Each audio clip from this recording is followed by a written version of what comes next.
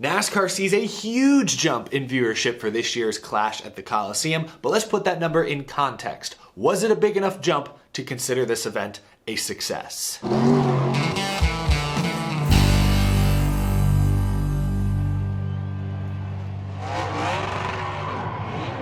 How's it going, y'all? My name is Eric. Welcome to Out of the Groove. I'm back home, back in my studio after a long, beautiful weekend out in sunny Southern California. You'll see my vlog from the LA Coliseum probably tomorrow. Get the first-hand fan experience, at least from my perspective there. But today, we're talking TV ratings and viewership. A lot was made this weekend of the attendance numbers. They said over 50,000 fans turned out to the LA Memorial Coliseum. And as someone who was there in person, sure, the LA sports crowd showed up stereotypically late, but by the time the main event was ready to roll, I'd say the place was 80 to 90% full, especially along the front stretch, turns 3 and 4. The back stretch where it was in the sun was maybe a little less full, but still at least 70 to 80% capacity in pretty much every single section. You'll see that in my video tomorrow. But between that and of course the stat NASCAR was throwing around that the majority of people at this race this weekend were at their first NASCAR race ever, it certainly seems like the Clash at the Coliseum was a pretty solid success. But we've all been waiting with bated breath over the last 48 hours for the official TV ratings and TV viewership numbers to roll in. And we now have them. Adam Stern from Sports Business Journal tweeted the ratings from Nielsen saying Fox earned a 2.32 rating and 4.283 million viewers for Sunday's Busch Light Clash at the Coliseum, up 168%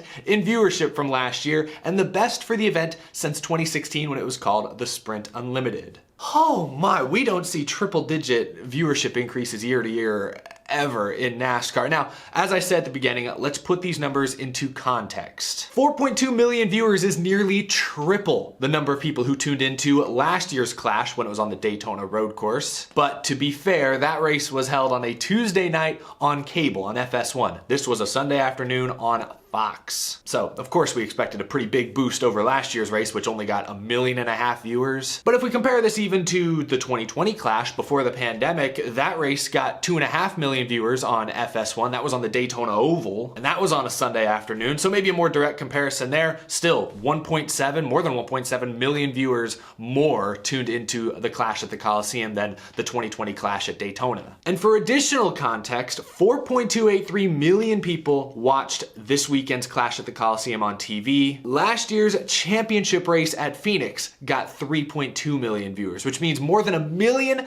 more people watched the Clash than the NASCAR Cup Championship. Overall, when we look at 2021, only 5 races last season drew more viewership than the Clash did this weekend. The Daytona 500, then the races immediately afterwards, the road course, Homestead Miami, Las Vegas, and then the spring Talladega race. Those were the only 5 races I could find last year that conclusively had more viewers tune in than last night's or last weekend's Clash. For even more context, Michael Mulvihill, who works in Fox Sports, tweeted the other night that the Clash at the Coliseum earned a 2.7 rating and an 11 share yesterday in Los Angeles. Other than the Daytona 500, that's Fox's best NASCAR rating in LA for nearly 6 years. Again, a pretty solid number. Of course, the goal bringing this event to downtown Los Angeles was to reach that Southern California sports crowd. And between attendance, all the new fans that seemed to show up, and the ratings in the LA market, it seems like this event was fairly successful at doing so. Bob Pockers from Fox Sports tweeted today that the heat races also drew in 2.564 million viewers, most for a qualifying event since the 2016 Daytona 500 qualifying on Fox. 2.5 million watched the heat races. Again, Fox this past Sunday had 6 straight hours of NASCAR Cup Series coverage the week before the Super Bowl. That is a huge, huge deal. Good to see a decent amount of people tuned in for the undercard events, if you will, before the main. So I think that's a pretty solid number. All in all, I'd consider this weekend's Clash at the Coliseum a pretty darn good start to the 2022 next gen season. And you know the best part of all this? The Daytona 500 is next. We can build on the foundation the LA Clash established. Hopefully the sport can build even more momentum these first couple weeks before naturally viewership will tick down after the Daytona 500. So that element only has me even more excited to head down to Florida next week. I had no idea what to expect going into the Clash this weekend. I was just hoping the race would go off without any catastrophic issues. Check that box off. I had no idea what to expect from the TV numbers. You know, part of me, I think, was hoping for something huge like 5 or 6 million viewers, something something close to, that Darlington race in 2020, the first race after the shutdown, after the pandemic, that got like 6.5 million viewers. But as I sit back now, I think those expectations were always unrealistic, considering that the Pro Bowl was going on at the exact same time as the Clash, considering the Olympics are going on at the same time as the Clash. Back in 2020, there were literally no other sports on TV. That was the whole point of NASCAR being like the first major series back. So they had no competition. No wonder they got a huge TV rating for that race. This year, last weekend, they had a ton of competition. So more than 4 million viewers tuning into a preseason exhibition race. I think that's a success. But of course, I don't know what NASCAR spent behind the scenes. They originally said they spent roughly $1 million to just build the track inside the Coliseum. Then Steve O'Donnell came out last week and admitted that no, they spent significantly more than that. I would guess in the millions. So I have no idea what NASCAR's actual return on investment was for this event. I have no idea how many fans that showed up to LA will show up to other races this year or will watch other races on TV. All that remains to be seen. But I think it's clear at this point that the Clash at the Coliseum was in fact successful at garnering national media attention, garnering the attention of fickle sports fans in Los Angeles. The LA sports scene is highly competitive. It's the Lakers, it's the Dodgers, even the Rams who are in the Super Bowl are kind of maybe an afterthought in that city's culture. I mean, right now I guess everyone's talking about it, but you got the Angels, you got the Clippers, the Chargers are there now, the LA Kings, the hockey, you got soccer. So many sports are happening in LA right now. For NASCAR to leave its mark on the city the way they did this weekend, especially in the shadow of the impending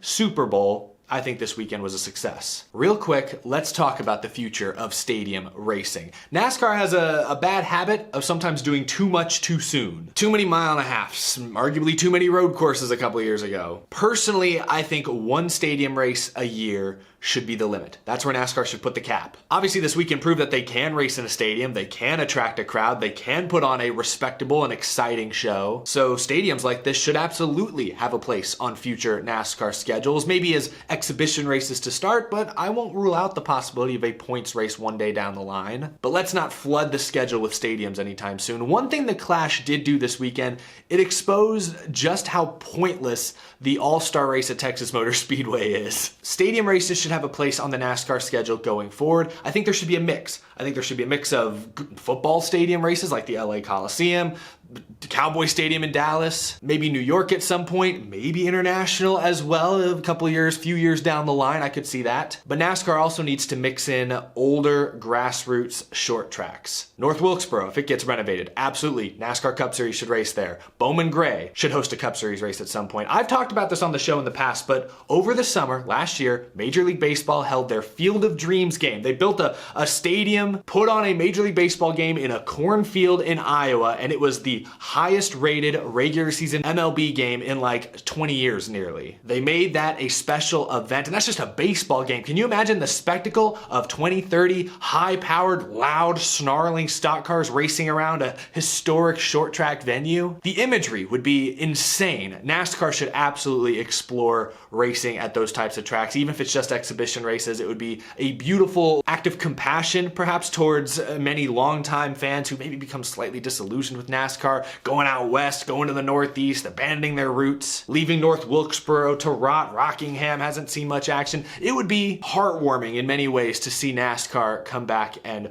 maybe reinvigorate some of these short tracks, or at least give them a can't miss night on the schedule once a year or every couple of years. I don't want NASCAR executives to be blinded by the stars and just chase LA and New York and Chicago. Use these next gen cars, use your ability to quickly pave, put up, and then tear down a short track to bring NASCAR back to the tracks that helped get it to where it is. I think there should be a balance NASCAR strikes. I hope they explore that option. That would help repair NASCAR's relationship with some of its longtime hardcore fans. But I want to wrap this episode up by talking about NASCAR executives' relationship with drivers, because in the last couple months, I think we've seen a turning point. When NASCAR announced they were going to race inside the Coliseum, I'm sure many drivers were skeptical. Steve O'Donnell admitted that even some executives within NASCAR were skeptical of the idea at first. This whole event was really Ben Kennedy's idea in the first place. He's a young NASCAR executive. He used to be a NASCAR driver. He's part of the NASCAR France family legacy, and he's one of the young leaders that are trying to propel NASCAR into this new next-gen era.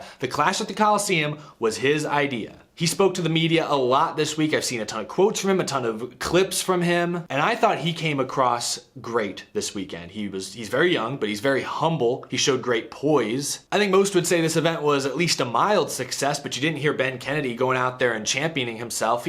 No, like I said, he was very quick to assign credit elsewhere. He wasn't trying to absorb all the spotlight himself. And the fact that drivers seem to be having actual fun at the race this weekend. Like, I saw this tweet earlier in the weekend after practice from Jeff Gluck, and it was a quick accumulation of driver quotes, and just read these. Kyle Larson, it's awesome, everything about it. Chase Elliott, great scene. I'm not sure we could ask for much more. Kyle Busch, definitely different and interesting. So far, so good. When was the last time Kyle Busch said something so complimentary of NASCAR? Kevin Harvick, the guts it took for NASCAR to take a leap, the doors are blown wide open now. Brad Keselowski, when I walked in, it blew me away. The sport has a lot to be proud of. A lot to be proud of. Those are veterans. Those are champions of the sport who have not had many positive things to say about NASCAR in recent years, giving executives major props for this specific event. That turning point I talked about, I think, really began when NASCAR bit the bullet and said, hey, we're dropping the 550 horsepower package, no more high downforce, we're going with 670 and low downforce everywhere. That was the turning point. I think that was the moment that NASCAR executives' relationship with drivers maybe began to mend. And now that NASCAR can point at this clash and say, hey, look at this crazy idea we had, look at how well it worked. I think the drivers now trust at least some of NASCAR's leadership more than they did at any point in the last few years, especially the end of the Brian France era. And like I've said all along, fans like you and me, we relate to our favorite drivers. If your favorite driver isn't having fun, you as the fan probably aren't having as much fun either. The drivers are the most influential people in the sport, and their endorsement of NASCAR's recent decisions have helped create additional buzz as the season gets ready to begin. Just this once, NASCAR leadership, and especially some of NASCAR's younger leaders like Ben Kennedy, deserve a good amount of credit, at least for now. That's my big takeaway this weekend. I don't know NASCAR's bottom line. I don't know how successful this event truly was, but based on the TV viewership, based on the attendance, based on the new fans the sport reached this weekend, it sure feels like this event was at least mildly successful, and I think NASCAR drivers have more trust in NASCAR's leadership now than they have in many, many years. I think that's good things going forward. You need that kind of trust. You need that kind of collaboration going into a brand new era like this with the next gen car. Those are just my thoughts, really my final thoughts from this weekend's clash at the Coliseum. I'm sure we're not going to talk about it too much more after today. All the conversation now needs to shift towards the Daytona 500 Speed Week right around the corner. But share your thoughts down in the comment section below. I look forward to reading your thoughts. That's going to do it for this episode. If you're new to the channel, be sure to hit that subscribe button. We talk NASCAR news, rumors, predictions, and much, much more day in, day out here on Out of the Groove. As always, a big thank you to my amazing Patreon supporters. I truly appreciate your support. Couldn't do this show without it. Thank you so much for watching the channel. It was really cool actually to meet a couple of y'all out at the Clash this weekend. That was awesome. I'll be back again very, very soon. I know I said I'm done talking about the Clash. My vlog will be out here in the next day or so. I'll see y'all in the next Out of the Groove. Have a fantastic rest of your day.